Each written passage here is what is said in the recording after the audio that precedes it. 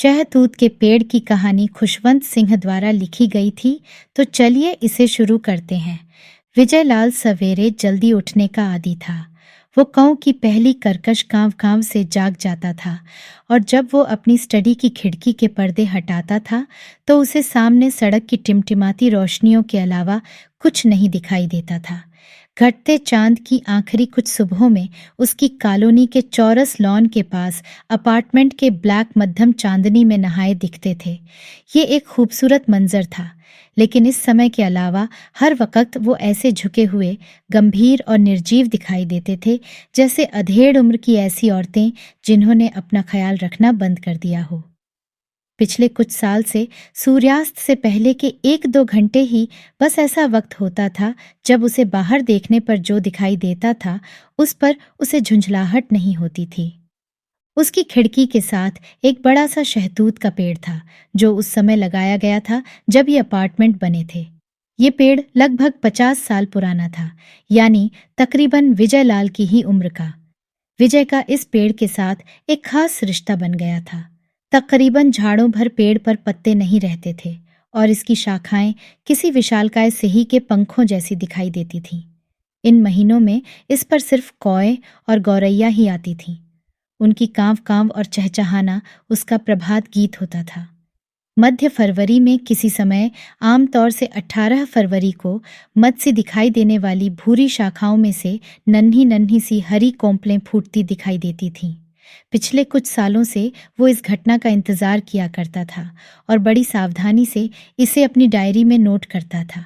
पहली बार दिखाई देने के 1 हफ्ते बाद ये हरी कोंपलें हरे पत्तों में तब्दील हो जाती थीं और बसंत ऋतु के गर्मी में बदलने तक पेड़ पर इतने घने पत्ते हो जाते थे कि शाखाएं तक दिखनी बंद हो जाती थीं। फिर उस पर तरह तरह की चिड़ियां आने लगती थीं। पूरब के आसमान में सफ़ेदी आने और सड़क पार की मस्जिद के ऊंचे मीनार की फजर की आवाज़ आने से पहले ही धब्बेदार उल्लुओं का एक परिवार हंगामा खड़ा कर देता था। चिटिर चिटिर चैटर चैटर और सोए हुए कौओं और गौरैयों को जगा देता था। फिर बारबेट की बारी आती थी। वो धीमी आवाज़ में कुक कुक कुक से शुरुआत करती थीं और फिर लगातार कतरुक कतरुक का तेज शोर करने लगती थीं। ज़्यादातर शामों को बारबेट जैसी ही शर्मीली कोयल पत्तों की आड़ में छुपी सूरज के छुपने और मस्जिद से मगरिब की अजान होने तक लगातार बोलती रहती थी। अंधेरा फैलते ही धब्बेदार उल्लू फिर से अपना शोर शुरू कर देते थे, जो विजय के लिए इस बात का संकेत होता था कि उसके पीने का समय हो गया है। मार्च में रंगों के त्योहार होली के आने तक शहतूत का पेड़ अपने पूरे शबाब पर आ जाता था। इसके अदृश्य फूल हल्के हरे रंग के कनखजूरे जैसी शक्ल के मीठे जूस भरे फलों में तब्दील हो जाते थे। फिर तो इंसानों और तोतों में जैसे मुकाबला शुरू हो जाता था कि कौन उन्हें पहले हासिल कर ले। आवारा बच्चे उन्हें तोड़ने के लिए डंडे और पत्थर फेंका करते थे। 1 हफ्ते के अंदर पेड़ फलों से खाली हो जाता था। पेड़ से सबसे करीबी ब्लैक के लोग तेज धूप से अपनी कारों को बचाने के लिए पेड़ के नीचे पनाह लेने आ गए आवारा कुत्तों को वहां से भगा दिया करते थे। चूंकि विजय सवेरे उठने का आदी था और घर पर ही अपना काम करता था, इसलिए उसे अपनी 20 साल पुरानी बदमिजाज फीट कार एनी को सबसे छायादार शाखा के नीचे खड़ा करने में कोई दुश्वारी नहीं होती थी। हालांकि उसकी कार पर दिन भर चिड़िया हगती रहती थीं, लेकिन दिन भर कार ठंडी रहती थी। गर्मी के महीनों में शहतूत के पेड़ के साथ विजय का संबंध ज्यादा मजबूत हो जाता था। सवेरे जब वो एनी को लेने के लिए जाता था तो हाय कहकर और वापसी पर चियरियो कहकर वो पेड़ का अभिवादन करता था। शहतूत का पेड़ विजय की जिंदगी का एक जरूरी हिस्सा बन गया था। वो इसकी शाखाओं में से उठते चिड़ियों के शोर से सुबह को जागता था और वहीं से जब उल्लू सूर्यास्त का ऐलान करते थे तो वो अपना पहला ड्रिंक लेता था। जब पेड़ की शाखाएं नंगी हो जाती थीं तब वो अपने ऊनी कपड़े निकालता था और जब उन पर घने पत्ते आ जाते थे तो वो अपना एयर कंडीशनर चलाना शुरू करता था। ये एक आरामदेह और सादा रूटीन था। फिर एक दिन शहतूत के पेड़ ने विजय को लगभग मार ही डाला और उसकी जिंदगी के रूटीन को बिगाड़ कर रख दिया। जून का महीना था, तापमान 40 को पार कर चुका था। गर्मी से बचने का एक तरीका ये था कि एयर कंडीशन कमरे में ही ठहरा जाए। इससे बेहतर एक तरीका ये था कि 1 घंटे स्विमिंग पूल में गुजारे, जिससे शाम तक ठंडक का एहसास रहे। हालांकि दिन में सोने के बाद विजय को बड़ा आलस आ रहा था, लेकिन उस बेतहाशा गर्मी भरी शाम को वो किसी तरह घर से निकल पड़ा और शहतूत के नीचे खड़ी अपनी कार तक पहुंचा। मौसम गर्म और शांत था। हवा नाम को भी नहीं थी, एक पत्ता तक नहीं हिल रहा था। आसमान एकदम साफ था, लगता था जैसे ये तूफान से पहले की खामोशी हो। अचानक विजय की नज़र पश्चिम की तरफ पड़ी तो उसने घूल की एक भूरी सी दीवार बढ़ती देखी, जिसके ऊपर चीलें चक्कर लगा रही थीं। साल के इन दिनों में आंधियां आना एक आम बात थी। जबरदस्त आंधियां आती थीं और पेड़ों और टेलीग्राफ के खंभों को जड़ से उखाड़ फेंकती थीं और जाते जाते भी घूल की तहों के रूप में अपने निशान छोड़ जाती थीं। उसने अभी अपनी गाड़ी को मुश्किल से 10 गज रिवर्स किया था कि आंधी का एक जबरदस्त झोंका आ गया। उसे एक जोरदार आवाज सुनाई दी, जैसी बिजली के कड़कने की होती है, और वो विशाल शाखा जिसके नीचे वो अपनी कार खड़ी करता था, धड़ाम से आकर जमीन पर गिरी। उसे ऐसा महसूस हुआ जैसे उसके पैरों के नीचे भूकंप आ गया हो। विजय ने गाड़ी का इंजन बंद कर दिया और कई मिनट तक कार में ही बैठा रहा। कॉलोनी के दोनों चौकीदार दौड़े दौड़े देखने आए कि वो ठीक तो है। बिना खिड़की के शीशे खोले उसने हाथ के इशारे से उन्हें हटा दिया, और ये साबित करने के लिए कि वो घबराया नहीं है, उसने एनी को घुमाया और बाहर ले गया। उसके हाथ कांप रहे थे। थोड़ी देर के लिए कहीं और चले जाना ही बेहतर था। तूफान जितनी तेजी से आया था उतनी ही तेजी से चला गया। पेड़ों की शाखाएं सड़कों पर बिखरी पड़ी थीं। मथुरा रोड पर एक ऑटो रिक्शा पलट गया था और उसके इर्द गिर्द लोग इकट्ठा हो गए थे। ये जानने के लिए कि ड्राइवर बचा या नहीं, विजय ने गाड़ी की स्पीड कम की, लेकिन फिर इरादा बदल दिया। जब तक वो क्लब के पूल तक पहुंचा, ठंडी सुंदर हवा चल रही थी। 1 घंटे तक वो पूल में अकेला ही था। जब दूसरे सदस्य और उनके बच्चे आना शुरू हो गए तो वो पूल से निकलकर किनारे पड़ी एक कुर्सी पर दराज हो गया। उसने अपना चेहरा तौलिया से ढक लिया और तूफान से हुए विनाश के बारे में सोचने लगा। वो बाल बाल बचा था। यहाँ पूल के किनारे कुर्सी पर पसरा होने के बजाय वो कुचली हुई खोपड़ी और जिस्म की सारी टूटी हड्डियों के साथ किसी अस्पताल के मुर्दाखाने में भी हो सकता था। लेकिन वो जिस ढंग से बचा था वो और भी ज्यादा सोच में डालने वाला था। उसे एक दिन भी ऐसा याद नहीं था जब उसकी पुरानी फिएट ने गर्म होकर स्टार्ट होने में आधे मिनट से कम समय लिया हो, लेकिन आज वो तुरंत स्टार्ट हो गई थी।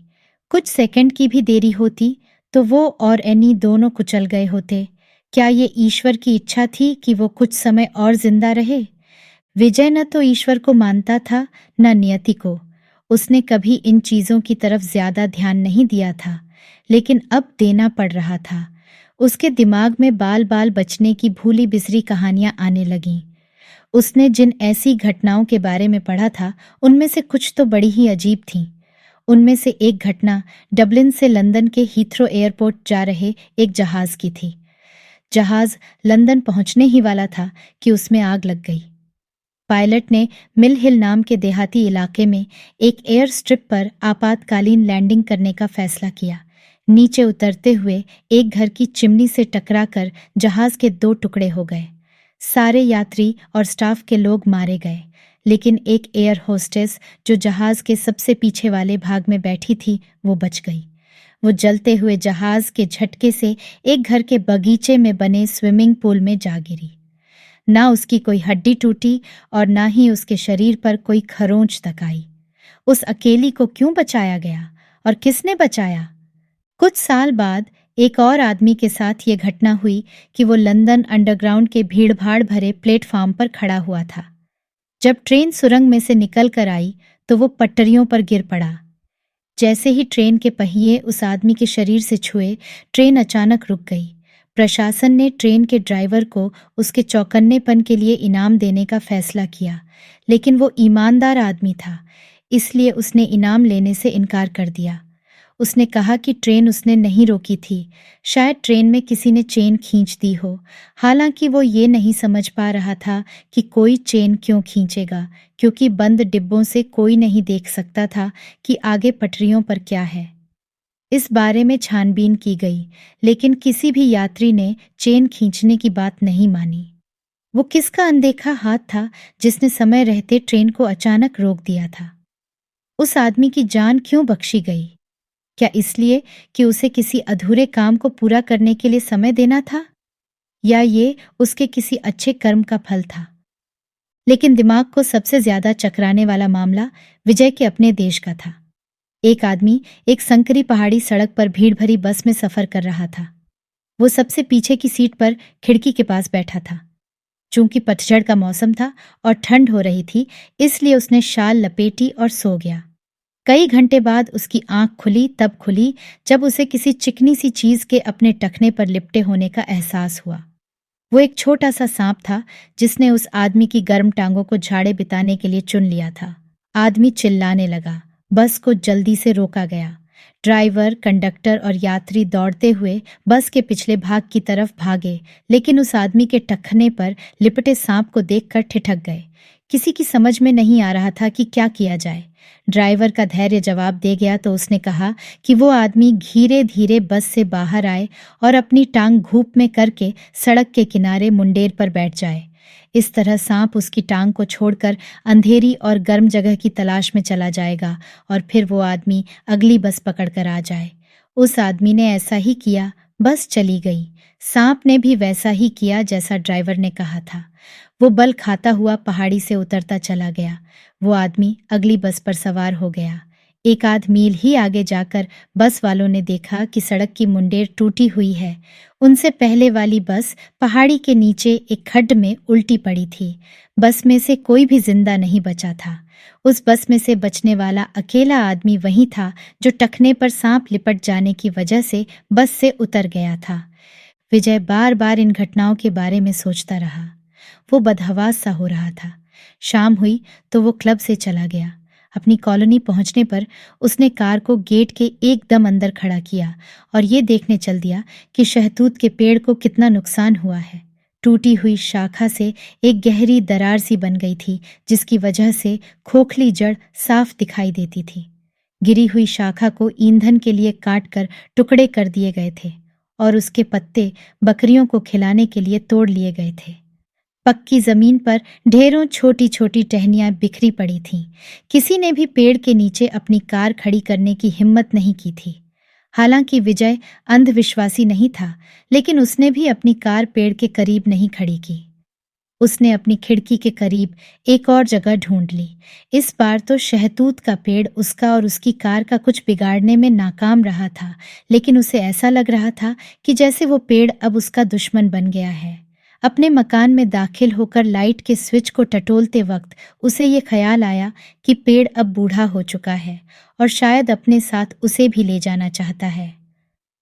अगली सुबह तक चारों तरफ फ्लैटों में चर्चा का विषय यही था कि किस तरह विजय एक निश्चित मौत से चमत्कारिक रूप से बचा था। सारे लोग एनी को शहतूत के पेड़ के नीचे मुख्य स्थान पर खड़ा देखने के आदी थे। अब वो उसे विजय के घर से लगा खड़ा देख रहे थे, बिना किसी खरोंच के, एकदम सही सलामत। उसके पड़ोसी उसे मुबारकबाद देने और तफसील पूछने आने लगे। हर बार घटना को दोहराते हुए वो उसे और ज्यादा नाटकीय बना देता था। सब ऊपर वाले की मर्जी थी। उसके कुछ पड़ोसियों ने आसमान की तरफ इशारा करते हुए कहा, उसके खेल भी निराले हैं। जिसका मुहाफिज ईश्वर हो, उसका कोई बाल भी बांका नहीं कर सकता। एक सफेद बालों वाली परदादी, जिन्हें विजय 100 साल के करीब मानता था, बोली, न तो कोई अपने समय से पहले जा सकता है, न ही कोई अपने समय के बाद एक पल जी सकता है। ज्यादातर का मानना था कि विजय ने जरूर अपने पिछले जन्म में कोई अच्छा काम किया होगा और ये उसका इनाम था। ईश्वर तुम्हारा रक्षक है, उन्होंने कहा। ईश्वर अच्छा है और दयालु है। ये सुनकर विजय के चेहरे पे हल्की मुस्कान आ गई, क्योंकि उसको एक मशहूर फिल्मी गाना याद आ गया। ऊपर वाला वेरी गुड वेरी गुड, नीचे वाले वेरी बैड वेरी बैड। बड़ा बेवकूफ़ी भरा गाना था, लेकिन उसे जो महसूस हो रहा था वो भी कम बेवकूफ़ी भरा नहीं था। आज सुबह तक वो खुद को नास्तिक मानता था और हालांकि अब भी वो आस्तिक नहीं बना था, लेकिन खुद को ईश्वर द्वारा चुना हुआ समझ रहा था। अगले दिन के अखबारों में आंधी से आई तबाही की तस्वीरें मुखपृष्ठ पर थीं। चाणक्यपुरी में नीम का एक विशाल पेड़ जड़ से उखड़ गया था। पेड़ सड़क के आर पार पड़ा हुआ था और उसके नीचे एक मारुति दबी पड़ी थी, जो दबकर धातु की एक कुचली हुई चादर भर रह गई थी। सौभाग्य से कार्य में कोई नहीं था। दिल्ली यूनिवर्सिटी के कैंपस में एक पीपल सड़क के आर पार पड़ा था और उसके नीचे 3 कारें कुचल गई थीं। 4 आदमी और 2 औरतें बुरी तरह से घायल हुए थे और अस्पताल ले जाए गए थे। इन्हीं में से एक कार में एक छोटा बच्चा बिल्कुल सही सलामत बच गया था। उसे एक खरोंच तक नहीं आई थी। तूफान ने 5 जानें ली थीं। एक पेड़ के नीचे सो रहे 2 मजदूर, एक होर्डिंग के ढहने से मरे 2 साइकिल सवार और एक बूढ़ी औरत जो एक गिरते यूकैलिप्टस से अपने पालतू पीकिनीज को बचाने के लिए दौड़ी और खुद उसके नीचे कुचल गई। ये मौतें अपने आप में बड़ी खबरें थीं, लेकिन विजय के दोस्तों में उसके बाल बाल बचने की खबर सबसे बड़ी थी। उसके दोस्त सुबह शाम नई नई कहानियां लेकर आ रहे थे। उन लोगों की जो समय से एयरपोर्ट नहीं पहुंच सके और मिस किया हुआ जहाज दुर्घटनाग्रस्त हो गया, या वो ट्रेन मिस की जो आगे जाकर पटरियों से उतर गई। विजय जितनी ही ये खबरें सुनता था, उतना ही उसे यकीन होता जा रहा था कि वो कुछ खास है, आम इंसानों से कुछ अलग। इससे उसकी बदहवासी में और भी इजाफा हो रहा था, क्योंकि जहाँ तक उसे याद पड़ता था, उसके साथ कभी कुछ खास नहीं हुआ था। विजय के ब्लैक से ये बात पड़ोसी खान मार्केट तक पहुँच गई। दुकानों में उसकी अविश्वसनीय किस्मत के चर्चे होने लगे। विजय को ज्यादातर दुकानदार जानते थे, क्योंकि उसे लगभग हर शाम मार्केट में देखा जा सकता था। वो दुकानों की विंडो में झांकता, फुटपाथ पर रखी मैगजीनों को उलट पलट कर देखता, एक के बाद एक किताबों की दुकानों में जाकर शेल्फ पर रखी किताबों को देखता, लेकिन शायद ही कभी कोई किताब खरीदता था।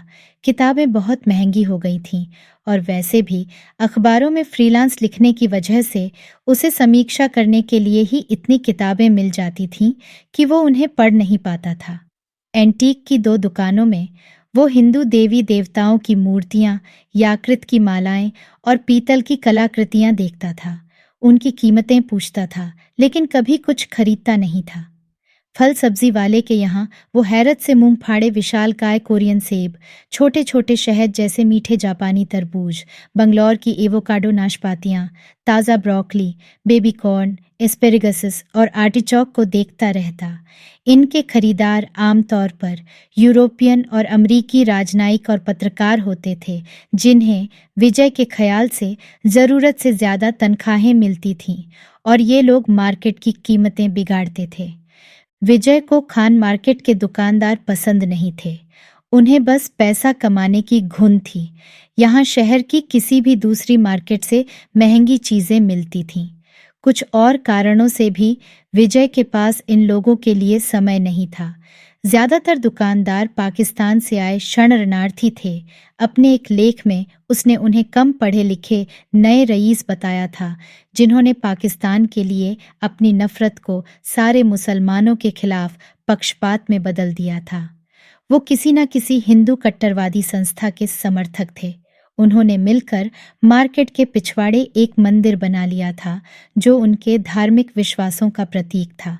बज़ाहिर ये श्री कृष्ण के नाम पर बना श्री गोपाल मंदिर था और वेदी पर कृष्ण और उनकी सखी राधा की आदमकद मूर्तियां स्थापित की गई थीं। लेकिन मार्केट के दुकानदारों ने कोई खतरा नहीं लेते हुए दूसरे देवी देवताओं को भी मंदिर में स्थान दिया था। इस तरह प्रवेश द्वार के एक तरफ वानर देवता हनुमान थे और दूसरी तरफ शेर पर सवार दुर्गा देवी थीं। अंदर बाईं तरफ की दीवार पर शिरडी के साईं बाबा थे, जिनके दाढ़ी थी और जो टांग पर टांग रखे अंतरिक्ष में कुछ देख रहे थे, और उन्हीं के पास घुंघराले बालों के प्रभा मंडल वाले पुईटापर्ती के साईं बाबा आशीर्वाद में अपना मोटा सा हाथ ऊंचा के हुए थे।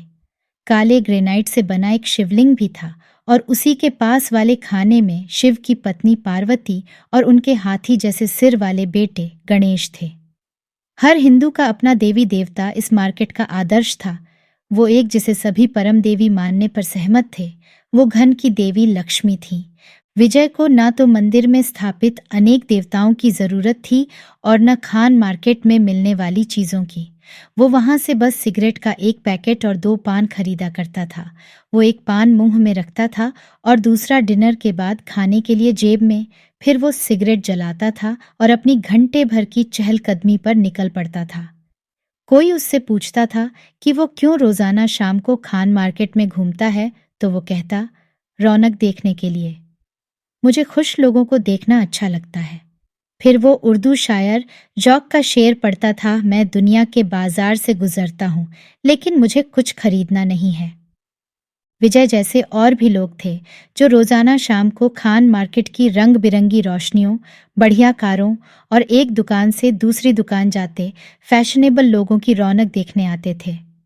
विजय नियमित रूप से आने वाले कई लोगों को जानता था और कुछ एक से मुस्कुराहटों का तबादला भी कर लेता था, लेकिन कभी किसी से बात नहीं करता था। एक लड़की खास तौर से ऐसी थी जिसकी तरफ विजय का ध्यान जाता था। वो रोजाना नहीं बल्कि हफ्ते में 2 या 3 बार आती थी और रौनक देखने नहीं बल्कि खरीदारी करने। उसकी गाड़ी शोफर चलाता था और मार्केट के एक किनारे पर मंदिर के सामने खड़ी कर देता था। वो कार से हमेशा एक प्लास्टिक का बैग लेकर निकलती, सड़क पार करती और मंदिर के पास से गुजरकर एक और मार्केट में चली जाती जिसमें एक शराब की दुकान थी। थोड़ी देर बाद वो शराब की बोतलों से भरे बैग को कार में डालने के लिए वापस लौटती थी। फिर वो काले कैनवस का एक और बैग निकालती और धीरे धीरे टहलती हुई दुकानों के पास से गुजरने लगती। वो किताबों की हर दुकान की विंडो पर रुकती जरूर थी, लेकिन वो सिर्फ बुक शॉप के ही अंदर जाती थी, जो बाकी दुकानों से ज्यादा बढ़िया थी, और वहां दिन भर पाश्चात्य शास्त्रीय संगीत चलता रहता था। इस बात से विजय के दिल में उस लड़की के लिए गर्मजोशी आ जाती थी, क्योंकि ये उसकी भी पसंदीदा दुकान थी। हालांकि विजय वहां से बस कभी कभार अपनी साप्ताहिक मैगजीनें ही खरीदता था। जब तक वो लड़की दुकान में रहती थी, वो दुकान के अंदर नहीं जाता था।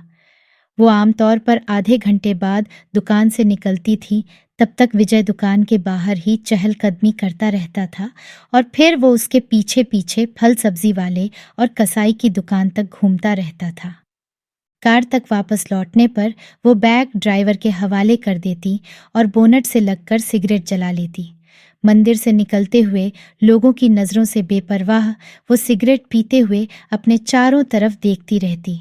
सिगरेट पी चुकने के बाद वो उसे अपने सैंडल से कुचल देती।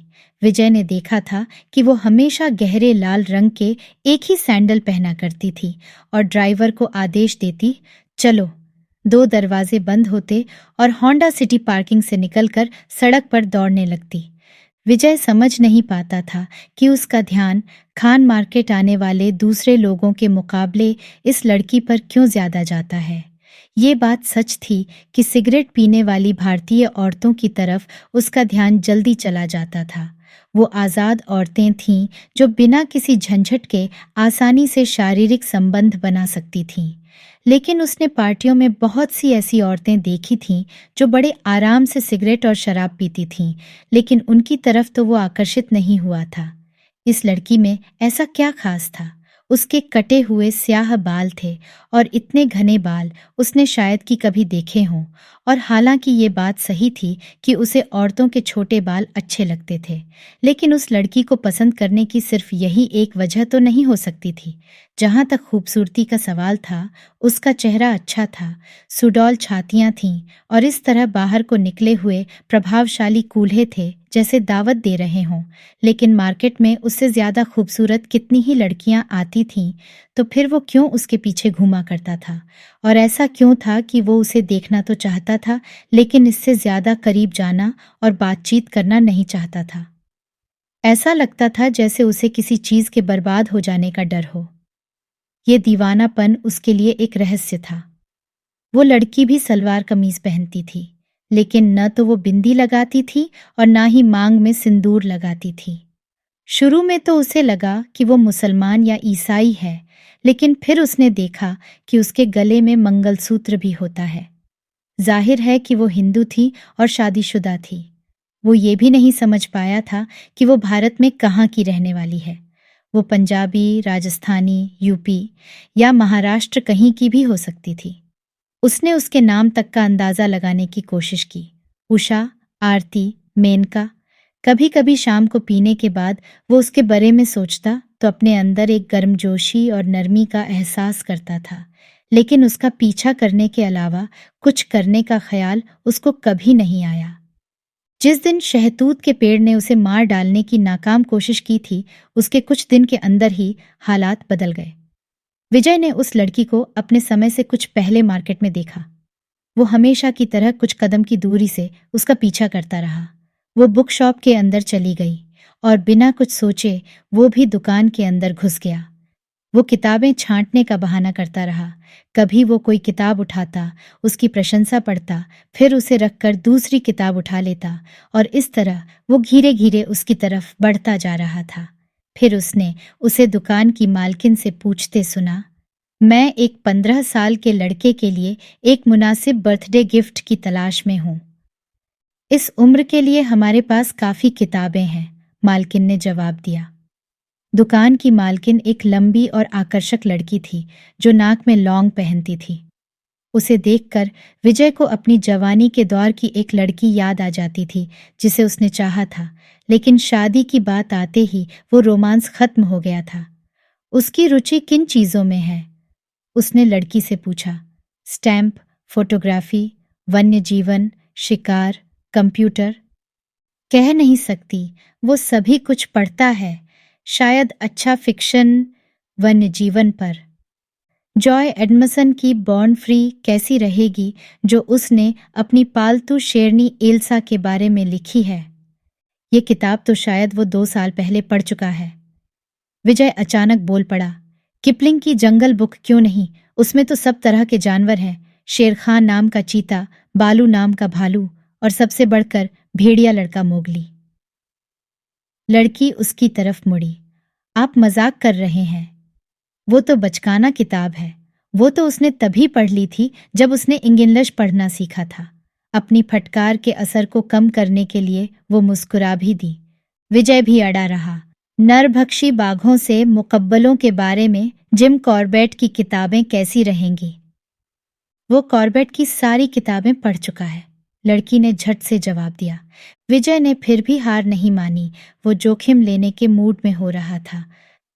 मैं शर्त लगा सकता हूँ उसने जेरल्ड डर्ल की my family and other animals नहीं पढ़ी होगी। दुकान वाली लड़की ने भी उसका साथ दिया। ये किताबें खूब बिकती हैं मैडम, मुझे यकीन है उसे ये किताब जरूर पसंद आएगी। तो इस तरह वो शाम डैरेल की किताब के नाम रही।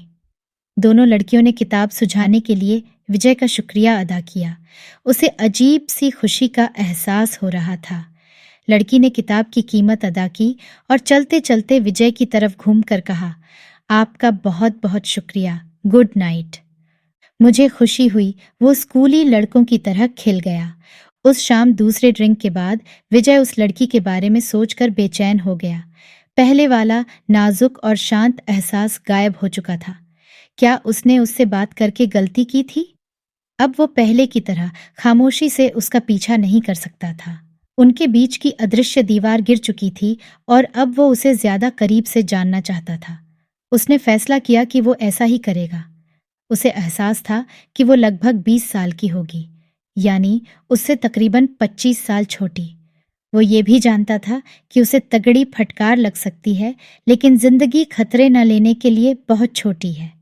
खतरा उठाने के एहसास से वो उत्तेजित हो गया। 3 दिन बाद फिर विजय का उससे सामना हुआ। वो समझ नहीं पाया कि लड़की ने उसे पहचाना या नहीं। उसने हिम्मत करके उसका अभिवादन किया और उससे पूछा, तो आपको डरल कैसा लगा? वो मुस्कुराई और बोली, हेलो, बहुत मज़ा आया, हम दोनों को ही। सुझाव देने के लिए शुक्रिया। आप यही कहीं रहती हैं? उसने पूछा। अक्सर आपको यहाँ देखता हूँ। ज्यादा दूर नहीं, मुझे यहीं से शॉपिंग करना पसंद है। यहाँ हर चीज मिल जाती है और यहाँ का माहौल भी अच्छा है। और आप? मैं सड़क के पार वाले फ्लैटों के ब्लैक में रहता हूँ। कैद खाने जैसा छोटा सा किताबों से भरा फ्लैट। मेरी और कोई आदतें नहीं हैं, बड़ा नीरस आदमी हूँ। आप किसी दिन चाय वगैरह के लिए तशरीफ लाएं तो मुझे खुशी होगी। शुक्रिया, लेकिन आज नहीं, उसने रूखेपन से जवाब दिया। मैं फिर कभी आपकी दावत कबूल करूंगी। आपसे मिलकर अच्छा लगा। उसने उससे मिलाने के लिए हाथ बढ़ा दिया। विजय ने पहली बार उसे छुआ था। उसे उसके मुलायम गर्म हाथ का एहसास अच्छा लगा। वो उसे और थोड़ी देर पकड़े रहना चाहता था, लेकिन लड़की ने उसे प्रोत्साहन नहीं दिया। उसने धीरे से अपना हाथ छुड़ाते हुए कहा, फिर मिलेंगे। दुकानें बंद होने से पहले मैं खरीदारी कर लूं। और वो लोगों की भीड़ में खो गई। अपने नए शौक की तलाश में विजय का सामना एक और हैरत से हुआ। एक शाम वो पौधों की तलाश में मस्जिद नर्सरी में घूम रहा था। उसके घर के पास इस तरह की 3 नर्सरी थीं। हालांकि वो कुछ खरीदता नहीं था, क्योंकि इन पौधों लायक उसके फ्लैट में जगह ही नहीं थी। लेकिन उन्हें देखना और उनके नाम और कीमतें जानना उसे अच्छा लगता था। मस्जिद नर्सरी में, जिसका ये नाम पास में मस्जिद होने की वजह से पड़ गया था, सबसे ज्यादा फूल और कैक्टस थे। वो नर्सरी में घूम रहा था कि अचानक उसे वही लड़की मस्जिद की तरफ जाती हुई नजर आई। वो पैदल आई थी। उसकी कार का कहीं नामो निशान नहीं था। उसने दरवाजे के पास अपने सैंडल उतारे और अंदर चली गई। विजय तो सोच रहा था कि वो हिंदू है, फिर वो मस्जिद में क्या कर रही थी? शायद वो गलती पर था। लेकिन मुस्लिम औरतें तो नमाज पढ़ने मस्जिद में नहीं आती हैं। हो सकता है उसका बेटा मदरसे में कुरान पढ़ता हो और वो उसे लेने आई हो। विजय आधे घंटे से ज्यादा नर्सरी में ही घूमता रहा। मगरिब की अजान की आवाज आने लगी। लोग आए और अपने जूते अंदर ले गए और करीब 15 मिनट बाद वापस चले गए। अंधेरा फैलना शुरू हो गया। विजय अपनी उत्सुकता पर और काबू नहीं रख सका। वो मस्जिद के दरवाजे पर पहुंच गया। चौखट के पास बस उस लड़की के लाल सैंडल रखे हुए थे। उसने झांक कर अंदर देखा। मिंबर के पास एक आदमी बैठा कुरान पढ़ रहा था। उसके दाईं तरफ एक छोटा सा दरवाजा और था। शायद वो मेन दरवाजे से आई और साइड वाले दरवाजे से निकल गई थी और अपने सैंडल भूल गई थी। विजय थोड़ी देर तो ठिठका, फिर उसने सैंडल उठाए और उन्हें अपने घर ले गया। उसे एक अजीब सा फतह का एहसास हो रहा था, जैसे किसी वैज्ञानिक को चुंबकीय पत्थर पर अपनी रिसर्च में कोई नई कामयाबी मिली हो, जिससे आम धातु को सोना बनाया जा सकता हो। अब उसके पास एक ऐसा बहाना था जिससे वो उसको अपने घर बुला सकता था और उसका नाम पता जान सकता था। उसने वो सैंडल किताबों के उस शेल्फ में एक खाली जगह में रख दिए, जहां चमड़े की जिल्दें छड़ी इन्फर्नो, डॉन क्विक्सोट और रुबाइयात रखी थीं, जिन्हें वो अपनी कीमती मिल्कियत मानता था। विजयलाल के साथ सब कुछ अजीब सा हो रहा था। अगली 3 शामों को उसने मार्केट में घूमने में ज्यादा समय लगाया। अब खान मार्केट की रौनक उसके लिए काफी नहीं थी। वो इंतजार करता रहा, लेकिन वो कहीं नजर नहीं आई। उसने सिगरेट के 2 पैकेट और पान खरीदे। थोड़ी देर वो बेचैनी से टहलता रहा। घर लौटा तो वो एकदम हताश था। चौथे दिन किस्मत उस पर मेहरबान थी। वो आउटलुक और इंडिया टुडे लेकर बुक शॉप से वापस आ रहा था कि वो थैले में किराने का सामान लिए उसे अपनी तरफ आती दिखाई दी। वो नंगे पैर थी। विजय ने ठीक उसके सामने रुककर उसका अभिवादन किया। Good evening. हेलो, उसने हल्की सी मुस्कुराहट के साथ जवाब दिया। आपके लाल सैंडल कहाँ गए? उसने पूछा। उसने अपने नंगे पैरों को इस तरह देखा जैसे उन्हें पहली बार देख रही हो, और जवाब दिया, वो खो गए। लेकिन आपको कैसे मालूम कि वो लाल थे? मेरी नज़र बड़ी तेज है। इन गंदी सड़कों और फुटपाथों पर आपको नंगे पैर नहीं चलना चाहिए। पैरों में कोई कंकर या शीशे का टुकड़ा चुभ सकता है। आपके पास और जूते तो होंगे ना? लेकिन शायद मुझे खरीद लेने चाहिए। आप अपना पैसा बचा सकती हैं। आपके सैंडल मेरे घर पर हैं। उसने चौंक कर उसके चेहरे को देखा। आपके घर? उसने जवाब दिया। इत्तेफाक से मैं उस वक्त मस्जिद नर्सरी में था जब मैंने आपको सैंडल उतार कर मस्जिद में जाते देखा। शायद आप उन्हें भूल गईं और साइड वाले दरवाजे से निकल गई। मैं उन्हें उठाकर अपने घर ले आया। मैंने उन्हें बहुत संभाल कर रखा है। आप उन्हें वापस नहीं लेंगी? बिल्कुल लूंगी, उसने जवाब दिया। उसकी भवें सिकुड़ गई थीं। मैं शॉपिंग करने के बाद उन्हें लेने अपने ड्राइवर को भेज दूंगी। आप कहाँ रहते हैं? नहीं, वो दृढ़ता से बोला, मैं आपके सैंडल आपके अलावा किसी को नहीं दूंगा। मैं आपको बता चुका हूँ, मैं सड़क पार ही रहता हूँ। और फिर आप ड्राइवर को भेजना भूल भी सकती हैं। मुझे लगता है कि आप बहुत भुलक्कड़ हैं। उसे डर था कि वो उससे दूर रहने को कह देगी, लेकिन शायद उसे विजय की बातें अच्छी लगी थीं, इसलिए वो मुस्कुरा दी। भुलक्कड़ तो हूँ मैं। मेरी चूल थोड़ी सी हिली हुई है, थोड़ी सनकी और मूड़ी। बहुत खूब, तो आप मेरे साथ चल रही हैं ना? उसने हंसते हुए इकरार में सिर हिला दिया। वो उसके साथ उसकी कार तक आया। उसने अपने ड्राइवर गाड़ी को घुमाने और उसे साहब को सामने वाले फ्लैटों तक चलने को कहा। कार में उन्होंने कोई बात नहीं की, क्योंकि विजय ड्राइवर को बताता रहा कि गाड़ी को पार्क करने के लिए किधर मोड़ना है। थोड़ी देर ठहरो, गाड़ी से निकलते हुए वो ड्राइवर से बोली। विजय ने अपने फ्लैट का दरवाजा खोला और उसे अंदर बुलाया। उसने कमरे में चारों तरफ देखा। किताबें ही किताबें। आपने ये सब पढ़ी तो नहीं होंगी? नहीं, इन्हें पढ़ने के लिए तो पूरी जिंदगी भी कम है। मुझे बस किताबों से घिरे रहना अच्छा लगता है। बैठिए, उसने सोफे की तरफ इशारा करते हुए कहा। मैं आपके सैंडल लाता हूं। वो बैठ गई। उसने महंगी बुखारा कालीन पर रखे अपने गंदे पैरों को शर्मिंदगी से देखा। मुझे डर है कि आपकी कालीन गंदी हो जाएगी, वो बोली। फिक्र मत कीजिए, ये इससे ज्यादा बुरे दिन भी देख चुकी है। विजय ने उसे भरोसा दिलाया। आप यहीं बैठिए, मैं बस अभी आया। विजय वापस आया तो उसके साथ जूते नहीं थे, बल्कि पानी का एक तसला था और कंधे पर पड़ा तौलिया था। ये किस लिए है? उसने घबरा कर पूछा। अभी पता चल जाएगा, उसने जवाब दिया। जरा देखिए आपके पैरों की क्या हालत हो रही है, धूल मिट्टी से बिल्कुल काले हो चुके हैं। पैरों को तसले में डाल दीजिए, मैं घो देता हूँ। वो एक बार फिर से चौंक गई थी, लेकिन उसने उसकी बात मानकर अपने पैर तसले में डाल दिए। पानी गर्म था। वो एक मूढ़ा खींचकर उसके पास बैठ गया। आराम से बैठिए, उसने नरमी से कहा।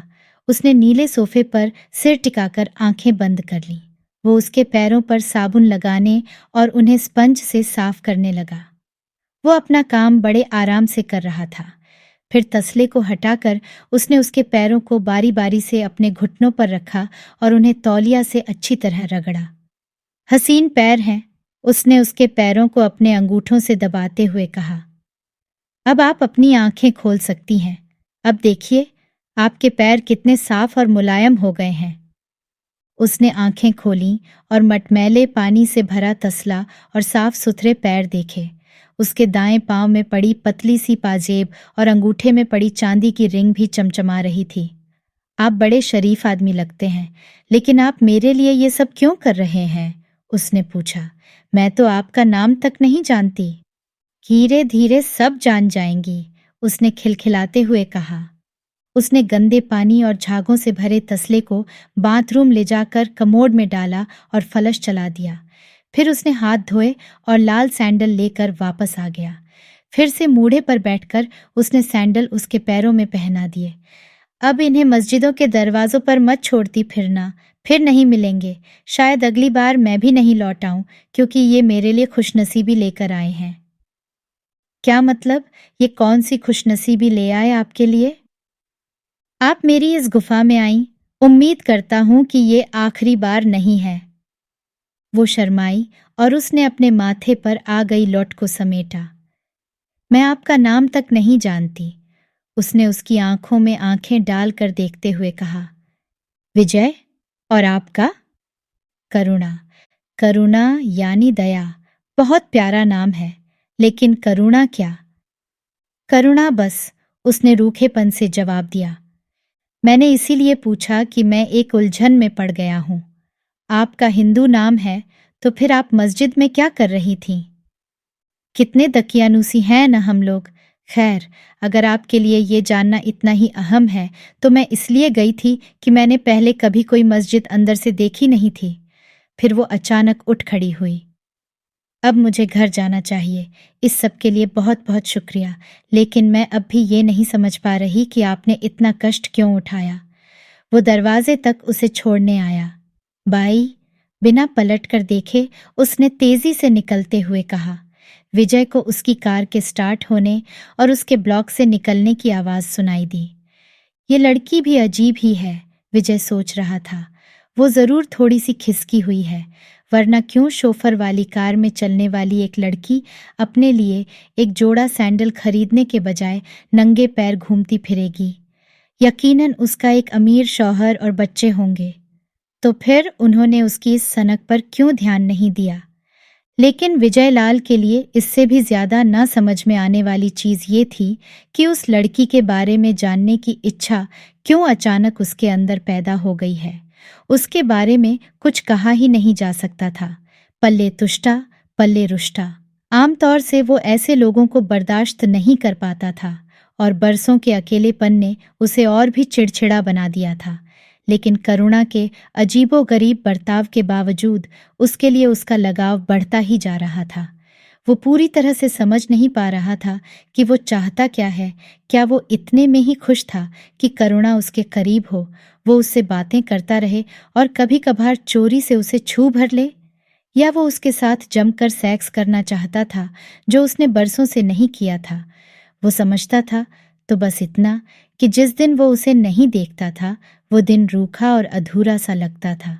अब वो सोच रहा था, खोए पाए सैंडल वाले मामले से वो मेरी भावनाओं को जान गई होगी। क्या वो रजामंद होगी? वो रोजाना खान मार्केट जाता था और बुक शॉप में नई किताबों को बेदिली से देखता हुआ इधर उधर भटकता रहता था। वो किताबों की दूसरी दुकानों, फल सब्जी वाले और कसाई की दुकान में भी झांक लेता था, लेकिन वो कहीं नहीं दिखाई देती थी। फिर एक दिन वो यूं ही टहलता हुआ मार्केट के पिछवाड़े कृष्ण मंदिर की तरफ चला गया। संध्या की आरती का समय था। मंदिर में अगरबत्ती की महक भरी हुई थी और घंटियों की गूंज के बीच से भक्तों के जय जगदीश हरे गाने की आवाज आ रही थी। वो पहले कभी भी किसी मंदिर, बल्कि किसी भी पूजा स्थल के अंदर नहीं गया था, लेकिन उस दिन मंदिर में जाकर अंदर क्या होता है देखने के लिए जैसे वो खिंचा चला गया। आंगन के एक तरफ भक्तों के जूते चप्पल रखे हुए थे। एक आदमी स्टूल पर बैठा उनकी रखवाली कर रहा था। दूसरी पंक्ति में एक लाल सैंडल का जोड़ा रखा था जिसे विजय अच्छी तरह पहचानता था। वो आरती खत्म होने और हाथों में प्रसाद लिए भक्तों की भीड़ के निकलने तक आंगन में इंतजार करता रहा। जैसे ही वो भीड़ से निकली उसने उसका अभिवादन किया। आप यहाँ क्या कर रही हैं? उसने पूछा। एक दिन मस्जिद में, एक दिन मंदिर में। हेलो, उसने जवाब दिया। आप यहाँ कैसे टहल रहे हैं? मैंने लाल सैंडल देख लिए थे, लेकिन मैं उन्हें चुरा नहीं सका। डंडे वाले आदमी की बाज जैसी नजरें उन पर लगी हुई थीं, तो मैंने सोचा कि मैं इनके मालिक का इंतजार करूं और उसे चाय या कॉफी की दावत दूं। आप ऐसा नहीं कर सकते, उसने सीधे जवाब दिया। मुझे कहीं और जाना है। उसने जल्दी से अपनी घड़ी देखी।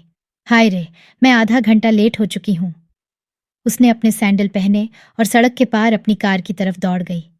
चमत्कारिक रूप से मौत से बचने के 1 महीने बाद विजय ने एक और चमत्कार के बारे में सुना, लेकिन उसे देख नहीं पाया।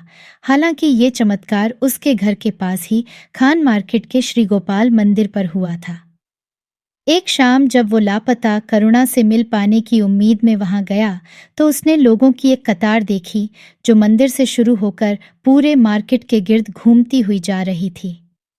कतार में हर किसी के पास एक टिन का डिब्बा, प्याला, लोटा या थर्मस जरूर था। उसे मार्केट के रूटीन में पड़ रहा ये विघ्न अच्छा नहीं लगा और फिर इस तरह उसे अपनी चाहत को देखने में भी दिक्कत आती। वो कतार को तोड़ता हुआ बुक शॉप की तरफ चला गया। बुक शॉप किसी वजह से बंद थी। निराश होकर वो किताबों की एक और दुकान पर चला गया जिसका मालिक एक भद्दा और स्वस्थ आदमी था जो मर्दाना ताकत के विज्ञापनों में आने वाले आदमियों जैसी घुमावदार मूंछें रखता था। विजय ने उसका नाम हकीम ताराचंद रखा हुआ था। दुकानदार ने दोस्ताना ढंग से उसका अभिवादन किया और हमेशा की तरह पूछा, कुछ कॉफी शॉफी, चाय शाय? विजय ने हाथ के इशारे से उसका शुक्रिया करके मना किया और पूछा, ये सब क्या हो रहा है? ये सब लोग कौन हैं? अंधविश्वास, सर। हकीम ताराचंद ने सिर हिलाकर लेकिन प्यार भरी मुस्कुराहट के साथ कहा। सुना है कि देवता भक्तों का दूध पी रहे हैं। ये सारे लोग देवी देवताओं को अपनी भेंट चढ़ाने के इंतजार में खड़े हैं। क्या पत्थर और धातु की मूर्तियां दूध पी रही हैं? विजय मार्केट में करुणा को ना पाकर पहले ही निराश था। इस बात पर तो उसे बेयकीनी से ज्यादा चिढ़ हो गई। विजय का लहजा सुनकर हकीम ताराचंद हक्के बक्के रह गए और उनका अंदाज खेदपूर्ण हो गया। जैसा कि मैंने कहा, सर, अंधविश्वास। मैं जानता हूं कि आप इन चीजों में विश्वास नहीं रखते, मैं भी नहीं रखता। लेकिन हम लोगों से ये अधिकार तो नहीं छीन सकते ना कि वो जिस चीज में चाहें विश्वास करें। आज सुबह मेरी पत्नी दूध का जग लेकर मंदिर गई थी। उसने वो दूध गणेश जी की मूर्ति पर पलट दिया और सारा दूध गायब हो गया। दूध कहाँ गया, क्यों गया, भगवान ही जाने। दूध वालों के मजे आ गए होंगे, विजय ने व्यंग्य कसा। ये सब किसने शुरू किया? मुझे नहीं मालूम, लेकिन एक हिंदी अखबार में है कि श्री स्वामी ने दावा किया है कि दूध की भेंट स्वीकार करने के लिए उन्होंने ही गणेश जी का आह्वान किया है। श्री स्वामी, वो बदमाश जिसके खिलाफ दर्जन भर मुकदमे चल रहे हैं और जो कई बार जेल की हवा भी खा चुका है।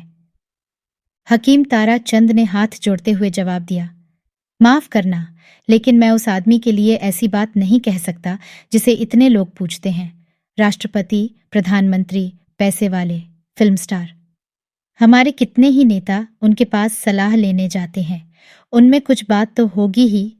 वैसे मैं इन चीजों में विश्वास नहीं करता। उसके बारे में कहा जाता है कि वो अरब के शेखों को लड़कियां सप्लाई करता है। तौबा, हो सकता है अखबार ऐसा कहते हों, मुझे नहीं मालूम। विजय को लगा कि हकीम ताराचंद इस मुद्दे पर और बात नहीं करना चाहते, इसलिए उसने विषय बदल दिया। अच्छा जी, फिर मिलेंगे। उसने घर जाने का फैसला किया, लेकिन फिर सोचा कि शायद करुणा मंदिर में मिल जाए। पूजा स्थलों में उसकी कुछ खास ही रुचि लगती थी। विजय के ख्याल से वो खुद तो दूसरों की तरह दूध नहीं चढ़ाएगी, लेकिन शायद इस मंजर को देखना जरूर चाहेगी। वो लोगों की कतार के पास से गुजरता हुआ आगे के मोड़ से मुड़कर मंदिर के सामने पहुंच गया। कतार में लगे लोगों के पहनावे से लगता था कि वो मध्यवर्गीय और शिक्षित हैं। अपनी लाठी हिलाता हुआ इधर से उधर टहलता हुआ वर्दी पहने एक सीनियर पुलिस अफसर भी था। वो शायद सुपरिंटेंडेंट स्तर का अफसर था। उसके माथे पर एक बड़ा सा लाल तिलक था जो बता रहा था कि वो अपनी भेंट चढ़ा चुका है। उसके साथ उसके 4 कांस्टेबल भी थे जो कतार के पास तेजी से चल रहे थे और लोगों को गैर रखने की सलाह दे रहे थे। सबकी बारी आएगी, अफसर उत्सुक भक्तों को दिलासा दे रहा था। धैर्य रखो, चमत्कार अभी कई दिन चलेगा। विजय ने सोचा उससे पूछे कि उसे कैसे मालूम, लेकिन वो पुलिस अफसर के साथ पंगा नहीं लेना चाहता था। डिब्बों में से छलक जाने वाले दूध को आवारा कुत्ते चाट लेते थे। 7-8 साल का एक बच्चा एक उछलते, जोर जोर से दुम हिलाते और दूध की कुछ बूंदों के लिए भौंकते पिल्ले को भगाने की कोशिश कर रहा था। बच्चे ने कुत्ते को लात मारकर भगाने की कोशिश की तो उसका कुछ दूध बिखर गया। पिल्ले ने खुश होकर दूध को चाट लिया और फिर आभार प्रकट करने के लिए दुम हिलाने लगा। तुम ये दूध श्री गणेश को नहीं चढ़ा सकते, इसे कुत्ते ने अशुद्ध कर दिया है। बच्चे के पीछे खड़ा एक आदमी गुर्राया, जाओ दूध वाले से एक जगह दूध और लेकर आओ। बच्चा जोर जोर से रोने लगा। उसने सारा दूध जमीन पर पलटकर पिल्ले को जोर से एक लात मारी और फिर और दूध लाने चला गया। इस हंगामे से थोड़ी देर के लिए विजय का दिमाग भटक गया। फिर विजय श्री गोपाल मंदिर की तरफ बढ़ गया। मार्केट और मंदिर के बीच वाली सड़क का रास्ता 3 कांस्टेबलों ने रोका हुआ था। जब कुछ लोग चढ़ावा चढ़ाकर मंदिर से निकलते थे तो पुलिस वाले सारा ट्रैफिक रोककर कतार में से दर्जन भर के करीब लोगों को सड़क पार करके मंदिर में जाने देते थे। विजय कतार के अंत तक आ गया। ठीक उसके सामने सड़क पार करने की बारी के इंतजार में करुणा खड़ी थी। उसके हाथ में एक बड़ा सा प्याला था। मुझे लग रहा कि आप यहाँ जरूर मिल जाएंगी। आगे बढ़कर उसका हाथ पकड़ लेने की इच्छा को किसी तरह दबाते हुए उसने कहा। हेलो, उसने ताज्जुब से उसे देखते हुए कहा और फिर मुंह फेर लिया। पुलिस वाले जिन्होंने सड़क का सारा ट्रैफिक रोक रखा था, वो कतार के लोगों को आगे बढ़ने को कह रहे थे। चलो चलो चलो। लगभग 20 भक्त, जिनमें करुणा भी थी, तेजी से सड़क पार करके मंदिर की तरफ बढ़ गए। विजय का जोश जितनी तेजी से चढ़ा था, उतनी ही तेजी से बैठ गया। उसने गुड बाय करने या ये कहने की भी जहमत गवारा नहीं की थी कि जब तक वो अपना चढ़ावा चढ़ा कर आए तब तक वो इंतजार करे। ये तक नहीं कहा कि वो उसके साथ मंदिर में चले। हालांकि वो मंदिर जाया नहीं करता था, लेकिन अगर वो कहती तो वो जरूर चला जाता। वो करीब 1 घंटे तक उसके बाहर आने का इंतजार करता रहा। 10-10, 20-20 के जत्थों में लोग मंदिर में जा रहे थे और खिले हुए चेहरों के साथ लौट रहे थे, लेकिन जिस चेहरे की तलाश विजय को थी, उसका कहीं पता नहीं था। उसे करुणा का मस्जिद से गायब होना याद आ गया। शायद वो मंदिर के किसी साइड दरवाजे से निकल गई थी। उसके पीने का वक्त हो चुका था और ये एक ऐसा अमल था जिसका वो पाबंदी से पालन करता था। लेकिन आज वो घर नहीं गया, वो कार की तलाश करने लगा। पुलिस ने सारी कारों को सड़क पर खड़ा करने का आदेश दिया था ताकि भक्तों की भीड़ के लिए जगह बची रहे। कतार थी कि खत्म होने का नाम ही नहीं ले रही थी। लगातार लोग आकर कतार में जुड़ते चले जा रहे थे। विजय उलझा हुआ सा भीड़ में से गुजरता चला जा रहा था। उसे करुणा की कार नहीं मिली और जब उसकी समझ में नहीं आया कि अब क्या करे, तो वो एक पान वाले के खोखे के पास आकर खड़ा हो गया। उसका मूड बिगड़ चुका था। किसी से लड़ बैठने का मन हो रहा था उसका। पान वाला अपनी दुकान पर खड़े गेरुआ कुर्ते पहने कुछ लड़कों से चमत्कार के बारे में खूब बढ़ चढ़ कर बातें कर रहा था। लाला जी, तुम्हारे देवता मूडी हैं, विजय ने पान वाले से कहा। मेरे घर के बाहर एक पत्थर के गणेश जी हैं। मैंने उनके दांतों और सूंड में एक कप दूध लगाया, लेकिन उन्होंने एक बूंद भी नहीं पी। चमत्कारों के लिए विश्वास जरूरी होता है, एक लड़का बोला। विश्वास से तो पहाड़ भी हिल जाते हैं। भगवान कृष्ण ने अपने गांव को बादल के फटने से बचाने के लिए पूरे पहाड़ को अपनी उंगली पर उठा लिया था। हनुमान ने संजीवनी बूटी के लिए पहाड़ को जड़ से उखाड़ लिया था। तो अगर भगवान सारी जातियों के लोगों के चढ़ावे स्वीकार कर रहे हैं, ऊंची जाति से नीची जाति तक, सबके, मलेच्छों तक के, तो इसमें असाधारण क्या है? ये वास्तव में चमत्कार ही तो है। वो अपने भाषण से खुश दिखाई दे रहा था। इसीलिए तो भारत महान है, एक और लड़का बोला। फिर उसने उर्दू शायर इकबाल की पंक्तियां पढ़ीं। यूनान, मिस्र और रोमान सब मिट गए जहां से, कुछ बात है कि हस्ती मिटती नहीं हमारी। विजय को गुस्सा आ गया। यूनान, मिस्र और रोम अपने अतीत की तरह आज भी फल फूल रहे हैं। सिर्फ भारत ही जहालत और अंधविश्वास के ढेर तले दबा हुआ है। पत्थर और घातु का दूध पीना हमारे बढ़ते पिछड़ेपन का ताज़ा सबूत है। हमारे देवता इससे बेहतर तमाशा नहीं दिखा सकते, विजय ने ऊंची आवाज में कहा। बकवास बंद करो, माथे पर जाति सूचक तिलक लगाए लड़का बोला। बक बक करनी है तो कहीं और जाकर करो, हमारे मंदिर के इतने नजदीक नहीं। तुम मुसलमान हो क्या? जल्दी ही बहस झगड़े में बदल गई। विजय चिल्लाया, तुम सब चूतियां हो, तुमने भारत को दुनिया के आगे हंसी का पात्र बना दिया है।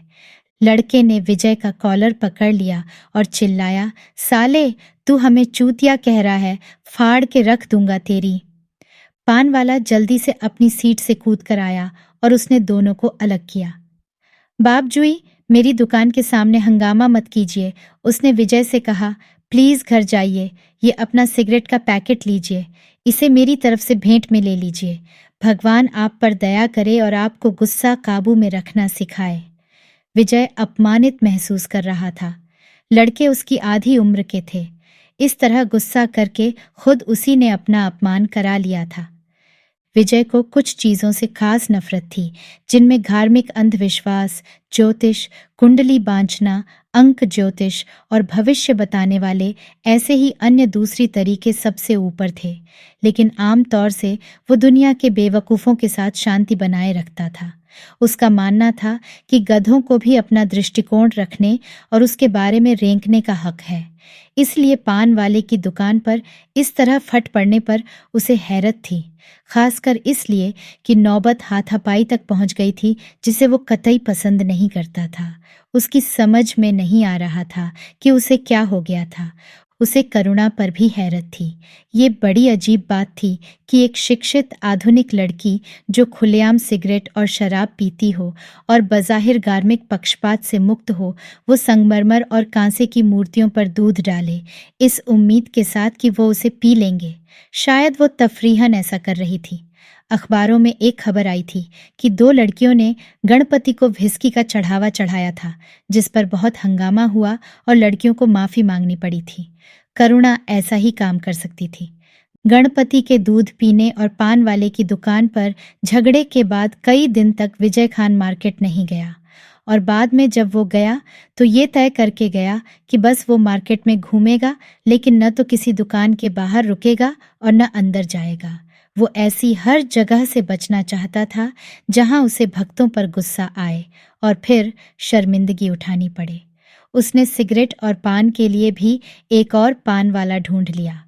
मार्केट जाना शुरू करने के बाद चौथी शाम वो खान मार्केट के उस कम भीड़भाड़ वाले भाग से गुजर रहा था जहां एक बैंक था और जो उस समय तक ग्राहकों के लिए बंद हो चुका था कि उसने किसी की आवाज़ सुनी, जय हो। उसने पलट कर देखा तो वहां दाढ़ी और कंधों की लंबाई तक बालों वाला एक आदमी था। उसके पास पीतल की एक प्लेट थी जिसमें फूल, कुमकुम का पाउडर और एक छोटा सा चांदी का दिया था। शनि देवता के लिए कुछ, उस आदमी ने प्लेट आगे बढ़ाते हुए कहा। विजय को याद आया कि आज शनिवार है और ये भिखारी बाबा शनि को शांत करने के लिए भीख मांग रहा है।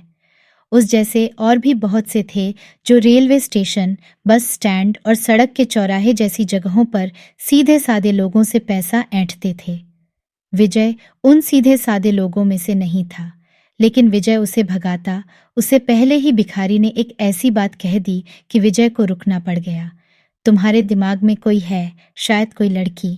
तो समस्या क्या है? वो हाँ नहीं कर रही है।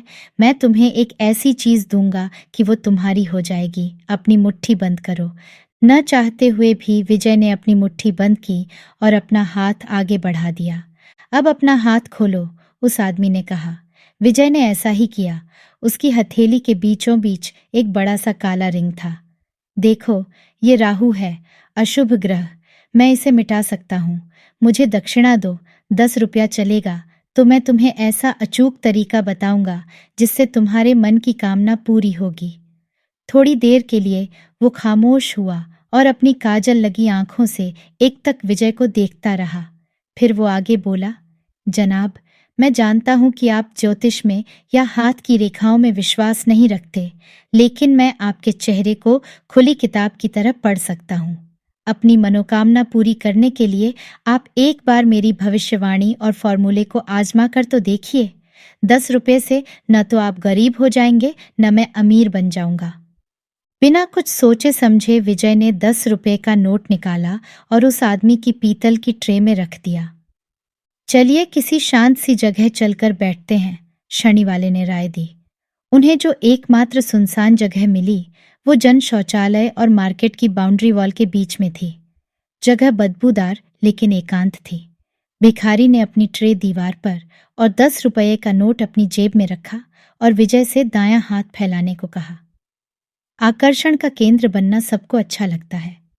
विजय को भी लग रहा था।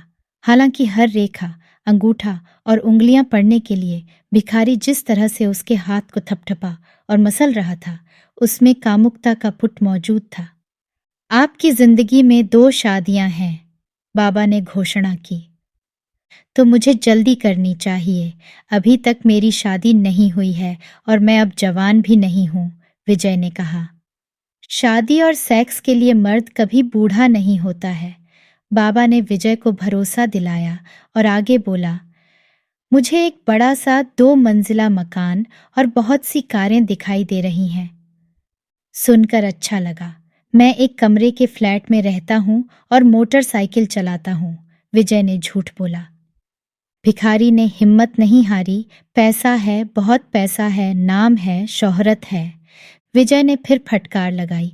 दोनों चीजें मिल जाएं तो बहुत अच्छा है। मेरा बैंक बैलेंस बहुत कम है और मेरे ब्लॉक और इस मार्केट से आगे कोई मुझे जानता नहीं है। जल्दी ही फॉरेन भी जाना होगा, भिखारी बोलता रहा। कब? अमेरिकन एम्बेसी और ब्रिटिश हाई कमीशन दोनों वीजा के लिए मेरी दरखास्त को रद्द कर चुके हैं। नाम, शोहरत, पैसा, विदेश यात्रा को छोड़ो, मेरी मौजूदा समस्या के बारे में भी कुछ बता सकते हो? जन्मदिन और जन्म की जगह? अपनी जेब से एक पेंसिल और छोटी सी नोटबुक निकालते हुए ज्योतिषी बाबा ने पूछा। विजय ने दोनों चीजें बताईं। उसने कई आड़ी तिरछी रेखाएं खींची। अपनी उंगलियों पर उसने कुछ गिना और अपने बनाए चौखटों और त्रिभुजों में कुछ संख्याएं लिखीं। फिर उसने अपनी आंखें बंद की और घोषणा की, उसका नाम क से शुरू होता है। विजय आश्चर्यचकित रह गया। तुम्हें कैसे मालूम? ये सब आपके ग्रहों में लिखा है। वो बेरुखी दिखाती है, लेकिन असल में वो आपसे प्यार करती है।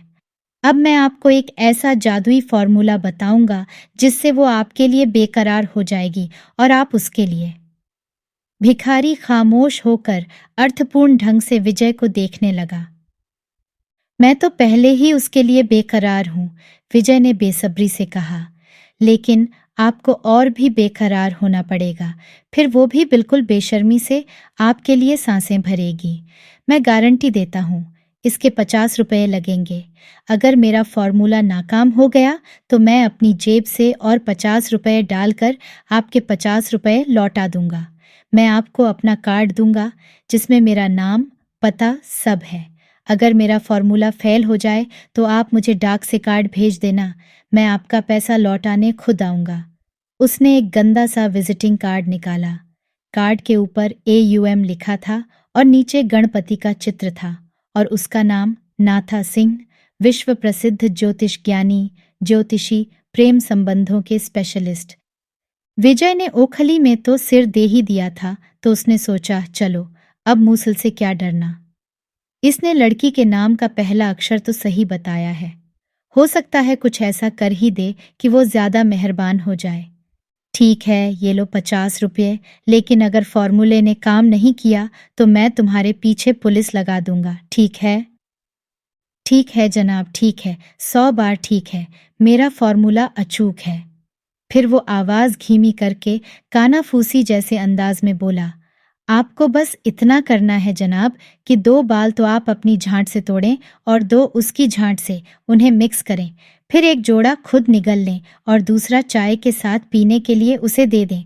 आप दोनों सुलगने लगेंगे, गारंटी से। विजय के मुंह से बोल नहीं फूट रहे थे। उसने बेयकीनी के साथ शनि वाले को देखा। आपको मेरे फार्मूले पे शक है? भिखारी ने उसे चुनौती दी। उसने अपनी लंगोट पर हाथ फेरा और दावा किया, झांट की ताकत को कम मत आंकना। ये काम शक्ति बढ़ाने वाली दुनिया की सबसे ताकतवर दवा है। विजय का खून खौल गया, लेकिन उसने अपने गुस्से को काबू में रखा। वो एक और झगड़ा नहीं करना चाहता था। ये कैसा फॉर्मूला है? वो बोला। मैं उसके गुप्तांग अपने सामने कैसे खुलवा सकता हूँ? कोशिश करो तो खुलवा सकते हो, शनि वाले ने अपनी पीतल की प्लेट उठाते हुए कहा और वहां से चल दिया।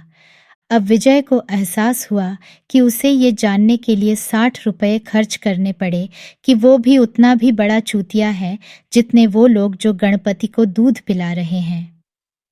पास पास खड़ी कारों के बीच से रास्ता बनाता हुआ वो सीधे हकीम ताराचंद के पास जा पहुंचा। ऐसे ठगों से होशियार रहा कीजिए लाल साहिब, उसने हंसते हुए कहा। वो सचमुच साधु नहीं है, बस एक आम ठग जो लोगों की कमजोरियों से फायदा उठाता है। शायद हकीम ताराचंद ने विजय को शनि वाले से बात करते और उसे पैसा देते देख लिया था। शर्म के मारे विजय के कान तक सुर्ख हो गए। उसे ऐसा लग रहा था जैसे वो सरे बाजार नंगा हो गया हो। वो शर्म से जमीन में गड़ा जा रहा था। विजय ने पिछले कुछ दिनों की घटनाओं के बारे में सोचा और बहुत उदास हो गया। उसने अपने मूड के बारे में अपनी डायरी में लिखा, मुझे सारी दुनिया पे बेतहाशा गुस्सा आ रहा है।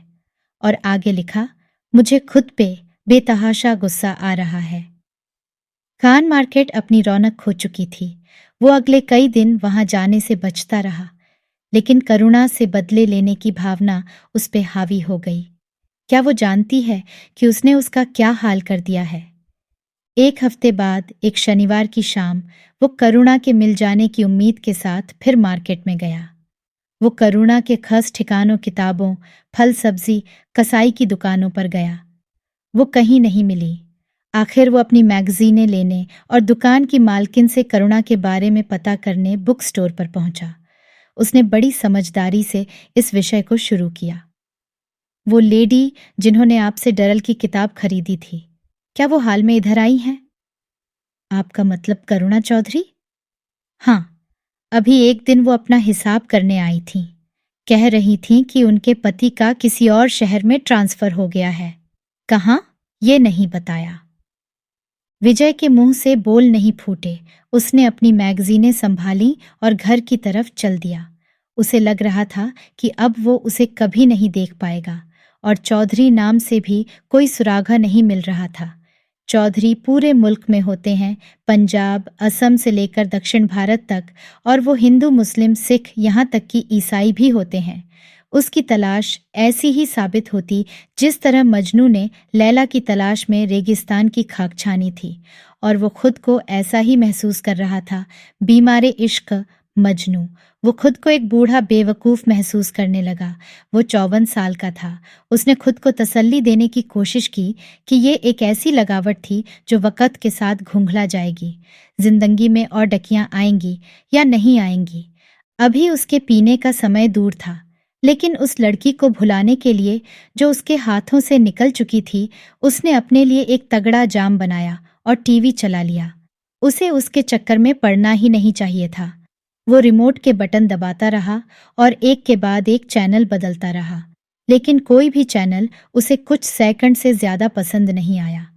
अचानक लाइट चली गई और पूरे अपार्टमेंट कॉम्प्लेक्स में अंधेरा फैल गया। सूरज डूब चुका था, लेकिन शाम के घुंघलके में उसे शहतूत के पेड़ की छवि दिखाई दे रही थी, जिसके पत्ते गिरने शुरू हो चुके थे। अचानक फैले अंधेरे की वजह से उसकी शाखाओं पर बैठे घब्बेदार उल्लुओं ने अपना बेसुरा राग अलापना शुरू कर दिया। Cheater cheater chatter chatter. अगली सुबह अपार्टमेंट कॉम्प्लेक्स के ज्यादातर लोग देर तक सोते रहे। इतवार का दिन था। जब विजय लोधी गार्डन से टहल कर लौटा तो बाहर लॉन में सिर्फ 2 औरतें थीं। उन्होंने देखा कि विजय ने अपनी एनी को उसकी पुरानी जगह शहतूत के पेड़ के नीचे खड़ा किया है।